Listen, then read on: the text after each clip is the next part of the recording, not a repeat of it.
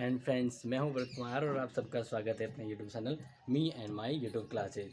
और आज हम देख रहे हैं वाक्यावली को लेकर बहुत ही इंपॉर्टेंट टॉपिक, और ये फर्स्ट ग्रेड के लिए बहुत इंपॉर्टेंट है। एग्ज़ाम में स्पेशली इससे जुड़े प्रश्न आते हैं और कॉलेज के स्टूडेंट उनके सिलेबस में भी वेस्टर्न थिंकर में ये हैं, तो आप इसको गौर से समझेंगे और इससे बनने वाले जो प्रश्न हैं वो उस पर आप गौर करेंगे।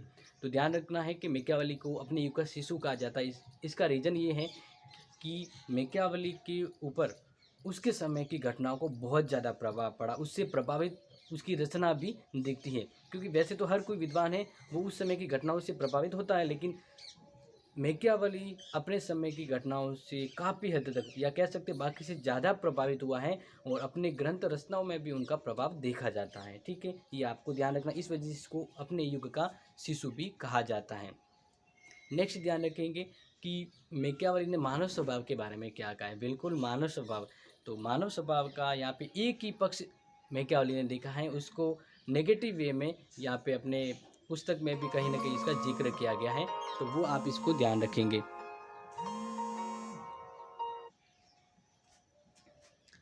अब जैसे कि आपको पता है कि मैकियावेली ने सिर्फ मानव को क्या कहा, शंकालु, स्वार्थी और डरपोक श्रेणी का माना है। उसने कहा है कि जो मानव है वह ज़रूरत पड़ती है तब उपलब्ध नहीं होता है, ज़रूरत पड़ती है तब उपलब्ध नहीं होता है। जैसे मान लीजिए कोई कहता है मैं तेरे लिए ये कर लूँगा, तेरे को जब ज़रूरत पड़े मैं तेरे लिए प्राण देने को तैयार हूँ। क्या कहेगा, तेरे को जब ज़रूरत पड़ेगी तो मैं तेरे लिए प्राण हाजिर करने को तैयार हूँ। वो ऐसा इसलिए कहता है कि उसको पता है अभी उसको ये ज़रूरत नहीं है, अभी उसको ये ज़रूरत नहीं है। जब वास्तव में उस व्यक्ति को ज़रूरत होती है आपकी, ठीक है ना, या जिसने कहा है कि मैं तेरे लिए प्राण देने को तैयार हूँ, लेकिन जब व्यक्ति को वास्तव में ज़रूरत होती है ऐसा, तब वो जो कहता है कि मैं तेरे लिए तैयार हो जाऊँगा, कहीं नज़र नहीं आता है।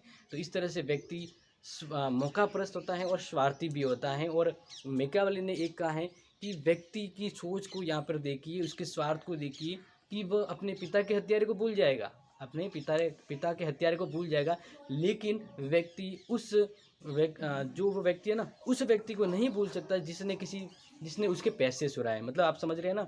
मान लीजिए जैसे कि कोई लड़का है, उसके फादर को किसी ने मार दिया, वो कुछ समय बाद व्यक्ति है वो भूल जाएगा कि मेरे फादर को किसने मारा था, लेकिन जो व्यक्ति है ना, वो ये नहीं भूलेगा कि मेरा पैसा सी जो व्यक्ति है उसने लिया है। तो इस तरह से मानव है वो बहुत ही स्वार्थी है, अपने पैसों को लेकर भी बहुत ज़्यादा स्वार्थी है।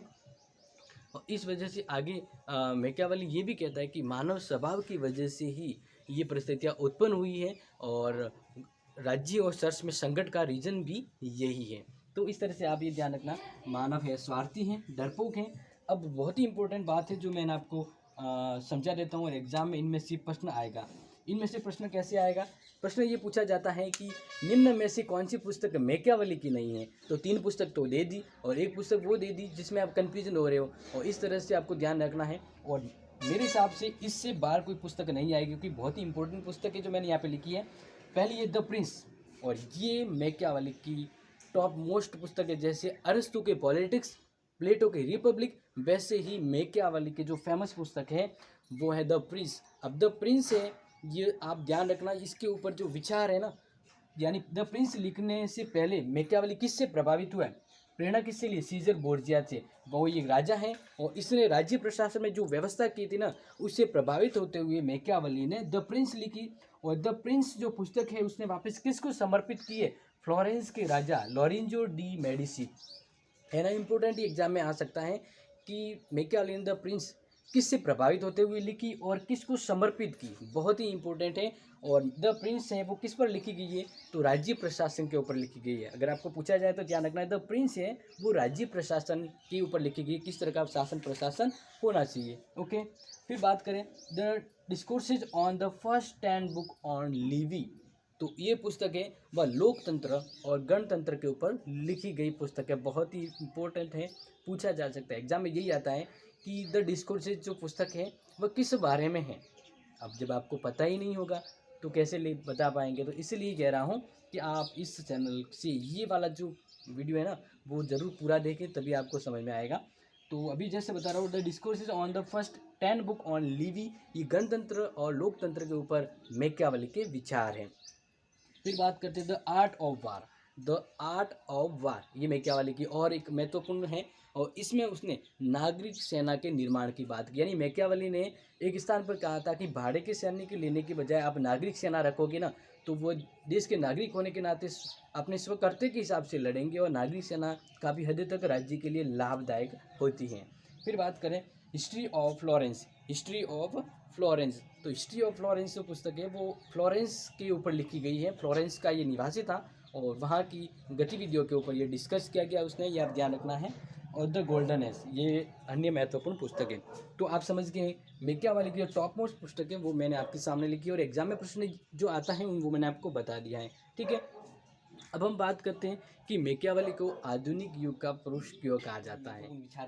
क्यों मैकियावेली को आधुनिक राजनीतिक चिंतक का जनक कहा जाता है। क्या बात है, आधुनिक राजनीतिक चिंतक का जनक। ठीक है ना, तो ये बहुत ही इंपॉर्टेंट है और इसके बारे में प्रश्न जरूर मिलेगा। अब ध्यान रखना है कि क्यों कहा जाता है, तो इसका पहला ही मैंने पॉइंट यहाँ पे नोट कर दिया ताकि टाइम वेस्ट नहीं हो और सीधे पॉइंट के ऊपर डिस्कस करें। पहला है कि मध्ययुगीन विचारधारा पर प्रभाव, यानी मैकियावेली को इसलिए आधुनिक राजनीतिक चिंतक कहा जाता है क्योंकि उसने उस समय की, जिस समय मैकियावेली था उस समय की कुछ प्रचलित विचारधारा थी उसका खंडन किया।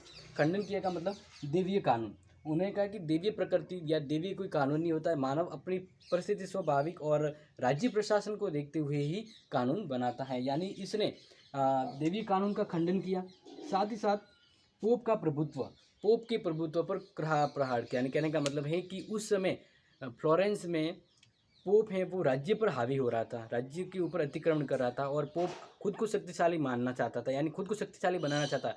इसलिए उसने धर्म के क्षेत्र में बहुत सारी अव्यवस्था उत्पन्न कर दी थी, और उसका जो प्रभुत्व था उसको समाप्त करने पर उसने बहुत ही महत्वपूर्ण विचार दिए, और उसको कहा कि राजनीति में धर्म और नैतिकता अगर परिष्कृत होगी या नैतिकता और धर्म दूर जाएंगी तभी राजनीति है, यानी जो राज करने की जो नीति है वो सफल हो पाएगी। तो इस तरीके उन्होंने पोप की प्रभुत्व को समाप्त करने के ऊपर काफ़ी महत्वपूर्ण जोर दिया।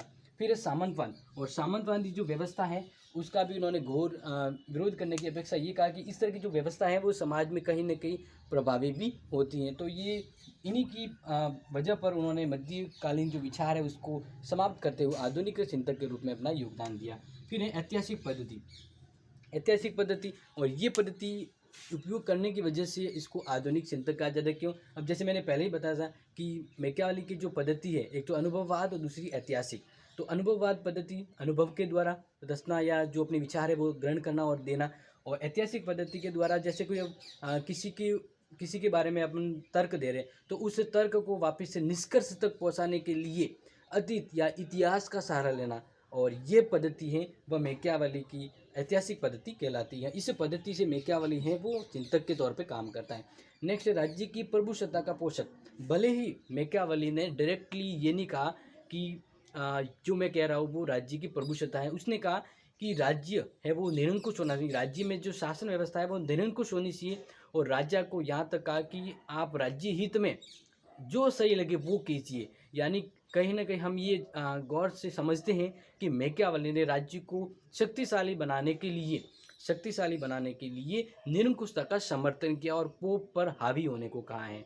यानी यहाँ पे राज्य को मैकियावेली ने सर्वाधिक शक्तिशाली बनाने के ऊपर काफ़ी जोर दिया और विचार भी किया है। यानी हम ये कहेंगे कि राज्य को प्रभुसत्ताशाली बनाने का पोषक है वो विचार इसका है, और इसलिए डायरेक्टली अगर इसने नहीं कहा है लेकिन हम मान सकते हैं कि मैकियावेली है वो प्रभुसत्ता का पोषक है, राज्य को ज़्यादा से ज़्यादा शक्ति देने के ये अपने विचार देता है। इसलिए तो कहा है कि राज्य में जो राजा होता है वो शेर की तरह तो बहादुर होना चाहिए और लोमड़ी की तरह चतुर होना चाहिए, और जब जरूरत पड़े ना तब राजा सल कपट यानी किसी भी तरह की नीति का सहारा ले सकता है। तो इस तरह से हम कहते हैं कि मैकियावेली ने राज्य को प्रभुसत्ता का पोषक है वो बनाया है। यानी कहीं न कहीं राज्य में प्रभुसत्ता है वह किसके दौरान आती है, यानी मैकियावेली ने जो विचार दिया है उसके दौरान आती है। नेक्स्ट बात करें कि राजनीति का धर्म और नैतिकता से पृथकत्व। बिल्कुल, वैसे आपको पता होगा कि अरस्तु ने नैतिकता को यहाँ पे पृथक किया है राजनीति से, लेकिन वह पूरी तरह से नैतिकता को यहाँ पे कहते हैं कि घोर विरोध नहीं करता है या नकारता नहीं है।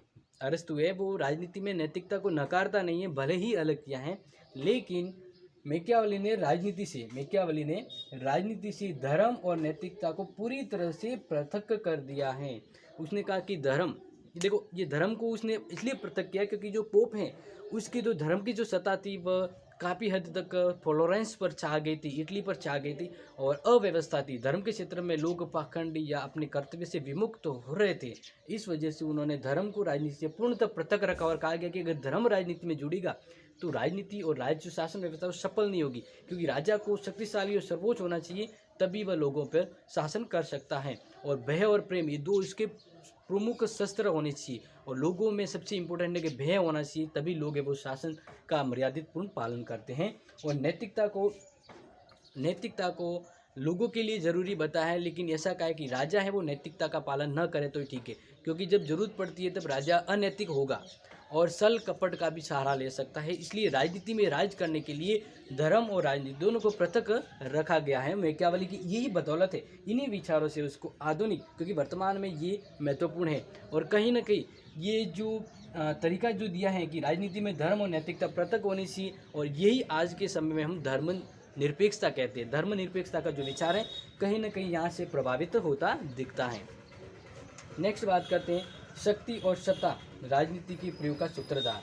और मैकियावेली ने राज्य में राजनीति के लिए शक्ति को बहुत ही ज़्यादा जरूरी माना और जोर दिया है कि शक्ति है वो अत्यावश्यक है, मतलब बहुत जरूरी है, और शक्ति के बल पर ही सत्ता प्राप्त होती है। यानी कि राजा को अगर शक्तिशाली नहीं बनाए, निरंकुश सत्ता नहीं सौंपे, तो वह सत्ता प्राप्त नहीं कर सकता है। और राजनीति में ही प्रयोग, उसने कहा कि ये राजनीति एक राज्य ही है जहाँ पर हम शक्ति और सत्ता जैसे महत्वपूर्ण सिद्धांत या कह सकते विचारों को हम यहाँ पे लागू कर सकते हैं। और ये जो महत्वपूर्ण जो विचार है, इन्हीं की बदौलत मैकियावेली वो वर्तमान में आधुनिक राजनीतिक चिंतक के तौर पे जाना जाता है। और एक चीज़ आप ध्यान रखनी है कि मैकियावेली को किसने आधुनिक युग को जनक के तौर पे भी कहा है। और सबसे इम्पोर्टेंट अगर मैं कहूँ तो आप ध्यान रखेंगे डेनिंग को ध्यान रखना है, क्योंकि इसने मैकियावेली को अपने युग का शिशु कहा है। क्या कहा है? और शिशु क्या होता है वो मैंने बता ही दिया था। तो प्रश्न ये आ सकता है कि किस विद्वान ने मैकियावेली को अपने युग का शिशु की संज्ञा दी है, तो वो प्रोफेसर डनिंग ने दी है। ठीक है ना। तो आज के लिए काफ़ी है, और नेक्स्ट जो सेकंड पार्ट होगा उसमें इससे जुड़े हुए बहुत ही इंपॉर्टेंट डिलाइटली क्वेश्चन जब वो आपके सामने होंगे, और कुछ क्वेश्चन टेस्ट भी होगा जिससे हम समझेंगे कि आपने कितना समझा है, या फिर संभावित जो एग्जाम में आने वाले प्रश्न है वो कौन से हैं। तो मिलेंगे नए वीडियो के साथ, तब तक के लिए थैंक यू, और इस वीडियो को ज़रूर शेयर करें।